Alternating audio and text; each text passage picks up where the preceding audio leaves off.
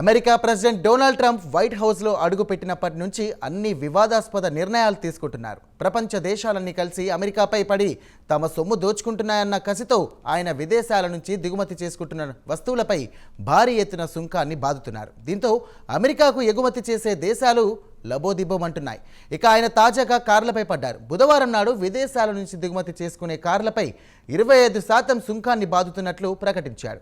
అది ఏప్రిల్ 2 నుంచి అమల్లోకి వస్తుందని చెప్పడంతో జర్మనీ ప్రభుత్వం ట్రంప్పై చిందులేస్తోంది. మెర్సిడీస్ బెంజ్, BMW, ఆడీ లాంటి ప్రీమియం కార్లు జర్మనీలో తయారవుతాయి. ఇక ఈ కార్లు ఏప్రిల్ 2 నుంచి అమెరికాలో ఖరీదైన వ్యవహారంగా మారబోతున్నాయి. దీనిపై జర్మనీ స్పందన ఏంటో ఈ ప్రత్యేక కథనంలో మరింత సమాచారాన్ని తెలుసుకుందాం.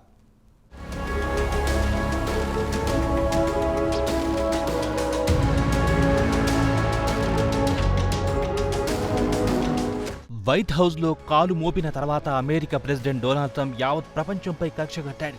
ప్రపంచ దేశాలన్నీ కలిసి అమెరికాను నిలువున దోచుకున్నాయని ఆయన అభిప్రాయపడుతున్నాడు. అమెరికా దిగుమతి చేసుకునే వస్తువులపై తాము 2% దిగుమతి సుంకాన్ని విధిస్తే తాము ఎగుమతి చేసే వస్తువులపై ఒక్కొక్క దేశం 100% వరకు సుంకాన్ని విధించి తమ వస్తువులను అమ్మకుండా చేస్తున్నారని ట్రంప్ మండిపడుతున్నాడు. ఆయన వాదనలో తప్పులేదు. దీనికి ఉదాహరణ చెప్పుకోవాలంటే ఇండియా దిగుమతి చేసుకునే హార్లీ డేవిడ్సన్ బైక్లపై మోదీ ప్రభుత్వం భారీ ఎత్తున సుంకం బాదడంతో బైక్ అమ్మకాలు గణనీయంగా తగ్గిపోయాయి. దీనిపై ట్రంప్ నేరుగా మోదీపై మండిపడ్డారు. ఇది ట్రంప్ మొదటిసారి ప్రెసిడెంట్ గా పనిచేసినప్పుడు. తాజాగా ట్రంప్ దెబ్బకు మోదీ కాస్త దిగొచ్చి హార్లీ డేవిడ్సన్ బైకులపై సుంకాన్ని తగ్గిస్తారని హామీ ఇచ్చాడు. కాబట్టి భవిష్యత్తులో ఈ బైక్ ధరలు కాస్త తగ్గే అవకాశాలున్నాయి.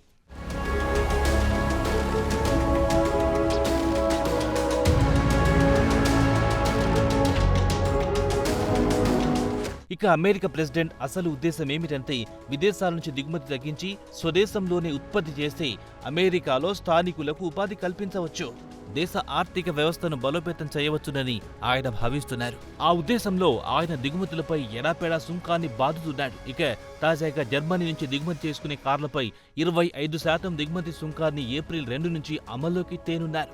దీనిపై జర్మనీ తీవ్ర ఆగ్రహంతో ఊగిపోతుంది. దీనికి గట్టిగా జవాబివ్వాలని నిర్ణయించింది. కాగా జర్మనీతో పాటు ఇతర కార్ల సప్లయర్స్ విడి భాగాలు పంపించే దేశాలపై కూడా ట్రంప్ కొత్తగా దిగుమతి సుంకాన్ని ఏకంగా 25% పెంచాలని నిర్ణయించాడు. దీనిపై గురువారం నాడు జర్మనీ ఛాన్సలర్ ఓలాఫ్ షోల్జ్ ఒక ప్రకటనలో ట్రంప్పై ఘాటుగా విమర్శించారు. యూరోపియన్ యూనియన్ దేశాలకు చెందిన నాయకులందరూ కలిసికట్టుగా ట్రంప్ను ఎదుర్కోవాలని పిలుపునిచ్చాడు.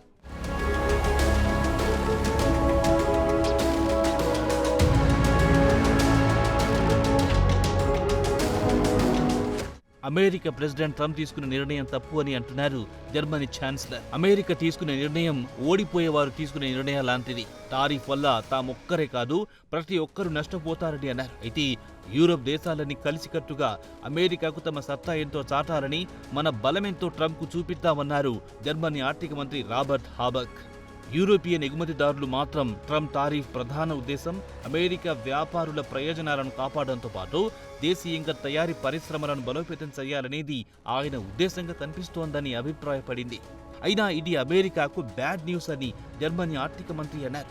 అమెరికాతో పాటు జర్మనీ కార్ల తయారీ కంపెనీలకు, జర్మనీ ఆర్థిక వ్యవస్థ, యూరోపియన్ యూనియన్కు కూడా నష్టమేనని ఆయన అన్నారు. జర్మనీ విదేశాంగ మంత్రి అన్నాలెనా బేర్బాక్ కూడా యూరోపియన్ అమెరికాతో వాణిజ్య యుద్ధానికి కాలు దువ్వరు, తమ మార్కెట్ ప్రయోజనాలను కాపాడుకుంటామన్నారు.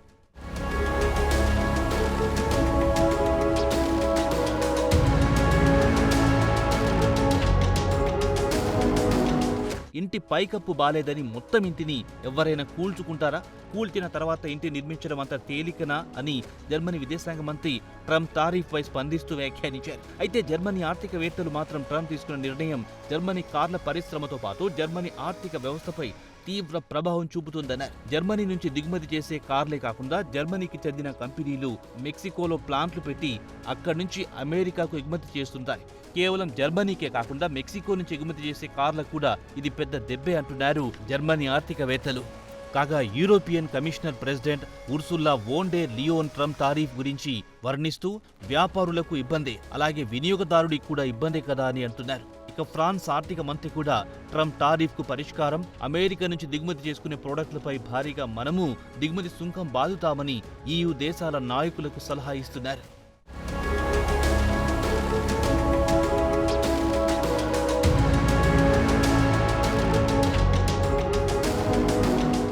ఫ్రెంచ్ ప్రెసిడెంట్ ఇమాన్యుయల్ మ్యాక్రాన్ కూడా ఘాటుగా స్పందించారు. రాంగ్ టైంలో టారిఫ్ పెంచాడన్నారు. టారిఫ్ పెంచితే దాని ప్రభావం అన్ని రంగాలపై పడి ద్రవ్యోల్బణం పెరుగుతుంది, స్వల్పకాలానికి ఉద్యోగాలు పోతాయి.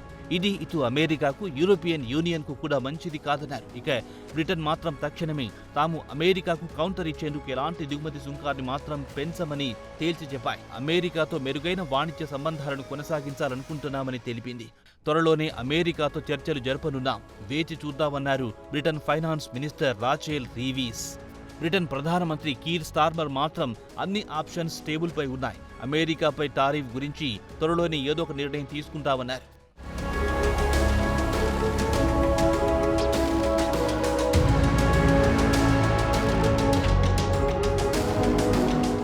ఇక కార్ల తయారీ కంపెనీలు చెప్పేదేమిటంటే అమెరికాలో విక్రయించే కార్లలో 50% స్థానికంగా అంటే అమెరికాలోనే ఉత్పత్తి అవుతున్నాయి.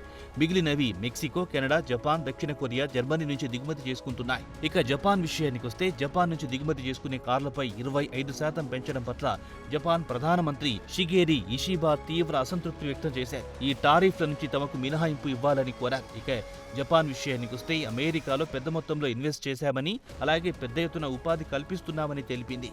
అమెరికాలో అత్యధిక పెట్టుబడి పెట్టింది జపాన్ కాబట్టి ఇతర దేశాలకు తమకు పోలికే లేదంటున్నారు జపాన్ ప్రధానమంత్రి. ఒకవేళ తమకు మినహాయింపు ఇవ్వకపోతే తమ ముందు చాలా ఆప్షన్స్ ఉన్నాయి, సమయం వచ్చినప్పుడు ఏం చెయ్యాలో అది చేస్తామన్నారు జపాన్ పీఎం.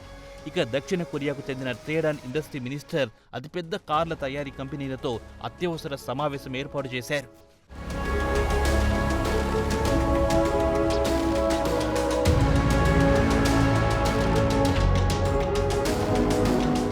కాగా వైట్ హౌస్ చెప్పేదేమిటంటే అమెరికా ఆటోమోటివ్ రంగాన్ని కాపాడుకోవాలంటే దిగుమతి చేసుకునే కార్లపై సుంకం బారకపోతే తమ దేశీయ పరిశ్రమ బ్రతకదని చెబుతున్నారు. ఇక Trump senior trade counsellor Peter Navarro విదేశీ ఆటో కంపెనీలపై మండిపడుతున్నారు. విదేశీ ట్రేడర్స్ పెద్ద మోసగాళ్లు, అమెరికా తయారీ రంగాన్ని అతి తక్కువ వేతనాలిచ్చి విదేశాల నుంచి విడి భాగాలు తెప్పించి ఇక్కడ అసెంబ్లింగ్ చేసి తమకు అంటగడుతున్నారని ఆగ్రహం వ్యక్తం చేశారు. మొత్తానికి చూస్తే ట్రంప్ దెబ్బకు యూరోపియన్ కార్ల పరిశ్రమతో పాటు అక్కడి ప్రభుత్వాలు ఉలిక్కిపడ్డాయి. మరి ట్రంప్కు వారెలాంటి కౌంటర్ ఇస్తారో వేచి చూడాల్సిందే.